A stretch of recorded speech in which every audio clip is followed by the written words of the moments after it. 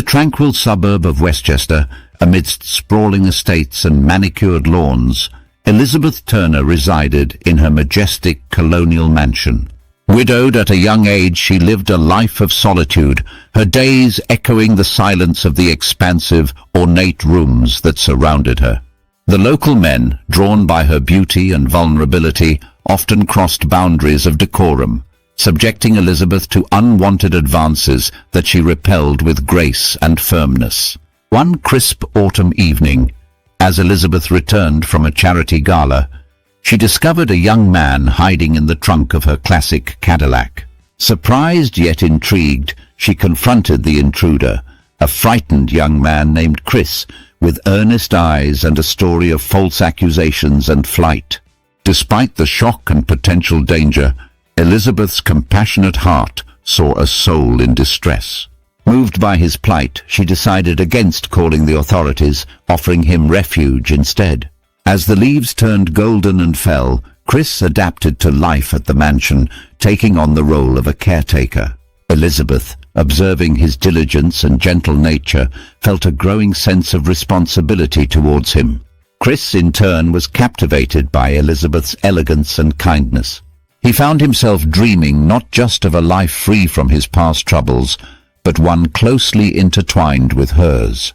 The dynamic in the mansion shifted with the arrival of Elizabeth's cousin Abigail, a vibrant and attractive woman in her late 20s. Abigail, immediately taken with Chris's charm and good looks, made no secret of her interest. However, Elizabeth, sensing the potential for heartbreak and scandal, subtly discouraged any budding romance between them.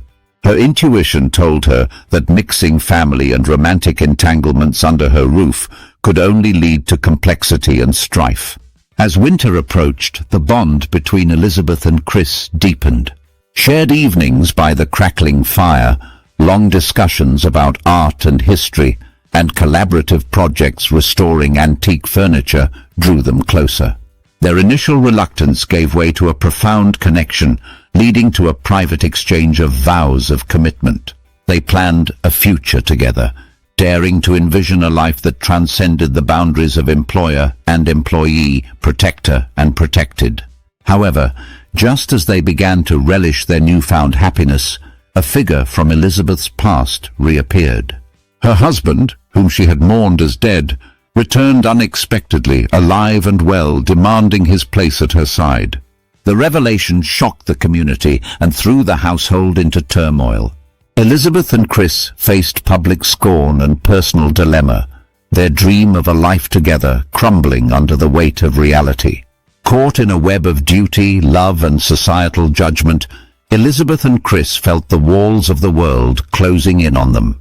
Unable to bear the separation imposed by conventional morals and legal bindings, they made a poignant decision.